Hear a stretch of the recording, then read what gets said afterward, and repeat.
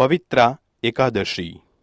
भविष्योत्तर पुराण में पवित्रा एकादशी का महात्म्य भगवान श्री कृष्ण और महाराज युधिष्ठिर के संवादों में मिलता है।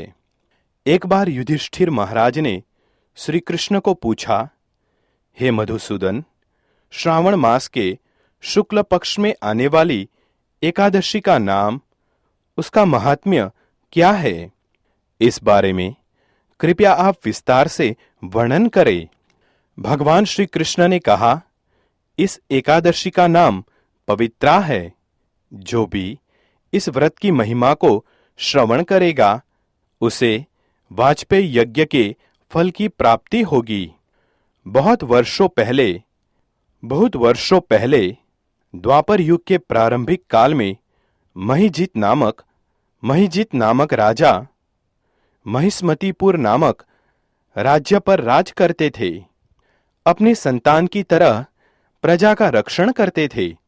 एक बार उन्होंने प्रजा को राजसभा में बुलाया और कहा, प्रजाजन, मैंने कभी भी किसी भी प्रकार का पाप कर्म नहीं किया, अन्याय से कभी धन ग्रहण नहीं किया, प्रजा पर अन्याय नहीं किया, ब्राह्मणों की अथवा देवताओं की संपत्ति नहीं छीनी। कानून सबके लिए एक समान है। उपयुक्त समय पर गुनाहों के लिए मैंने अपने रिश्तेदारों को भी दंडित किया है। धार्मिक और पवित्र मेरे शत्रु को भी मैंने उपयुक्त आदर और सम्मान दिया है। हे ब्राह्मणों, इस धार्मिक मार्ग का आचरण करते हुए भी मुझे पुत्र प्राप्ति नहीं हुई। कृपया आप इस पर विचार करके मुझे मार्गदर्शित करें। राजा का कथन सुनने के बाद सभी ब्राह्मणों ने इकट्ठा होकर विचार किया और अनेक आश्रमों को भेंट देते हुए भूत, वर्तमान और भविष्य जानने वाले ऋषियों को इसका कारण पूछने का निर्णय लिया। इसलिए उन्होंने वन में जाकर अनेक आश्रमों को भेंट दी। अंत में भ्रमण करते हुए लोमस ऋषि के पास पहुंचे। वे बहुत ही कठोर तपस्या कर रहे थे। उनका शरीर आध्यात्मिक था। वे आनंद से परिपूर्ण थे और कठोर उपवासों का पालन करते थे। वे आत्म संयमी और सभी शास्त्रों के ज्ञाता थे। उनका आयुमान ब्रह्मदेव जितना ही है। बहुत ही तेजस्वी। उनके शरीर पर असंख्य केश थे। जब ब्रह्मदेव का एक दिन अर्थात एक कल्प होता है, तो उनका शरीर का एक केश गिरता है। इसलिए उन्हें लोमश कहा जाता था। वे त्रिकालज्ञ थे। लोमस ऋषि को देखकर आनंदित हुए राजा के सलाहकारों ने नम्रतापूर्वक कहा, हमारे उत्तम भाग्य से ही आप जैसे महात्मा के दर्शन हुए। लोमश ऋषि ने कहा, आप सभी कौन है? यहां आने का प्रयोजन क्या है? मेरी स्तुति करने का कारण क्या है? ब्राह्मणों ने कहा, हमारे ऊपर आई हुई विकट समस्या के निर्मूलन करने के लिए हम यहां पर आए हैं। हे ऋषिवर, हमारे राजा महिजित निपुत्रिक है। उन्होंने संतान की तरह हमें पाला है। राजा का दुख हमसे नहीं देखा जाता, इसलिए कठोर तपस्या करने के लिए हम यहां पर आए हैं। पर हमारे महत् भाग्य से आप जैसे महात्मा की भेंट हुई है।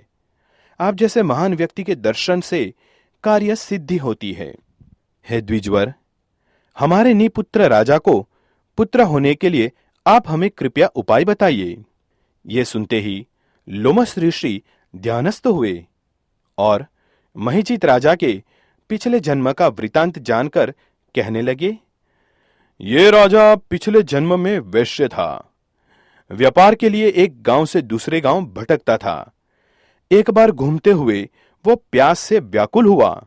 उस दिन द्वादशी थी। प्यास से व्याकुल घूमते हुए एक तालाब के पास पहुंचे। पानी पीने की इच्छा से वो किनारे पर पहुंचे। इतने में नए बछड़े को जन्म देने के पश्चात गाय बछड़े के साथ आकर पानी पीने लगी। उन्होंने तुरंत ही उसे दूर करके खुद पानी पीने लगे। ये बहुत बड़ा पाप उनसे हुआ है।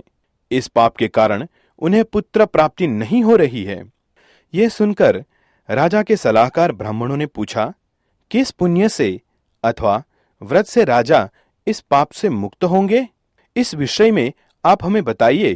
तभी लोमस ऋषि ने कहा, श्रावण मास के शुक्ल पक्ष में आने वाली पवित्र नाम की एकादशी है। राजा और आप सब इस व्रत का पालन करें। उसके पश्चात आप सभी इस व्रत के पालन से मिलने वाला सभी पुण्य राजा को दीजिए। उससे राजा को पुत्र प्राप्ति अवश्य होगी। लोमस ऋषि की ये बात सुनकर सभी प्रसन्न हुए। उनको आनंद पूर्वक प्रणाम किया। राजा के पास सभी लौट आए और सारा वृत्तांत राजा को कह सुनाया। राजा ने भी आनंद से सभी प्रजा के साथ पवित्र एकादशी का पालन किया। द्वादशी के दिन सभी ने व्रत के प्रभाव से प्राप्त हुआ पुण्य राजा को प्रदान किया।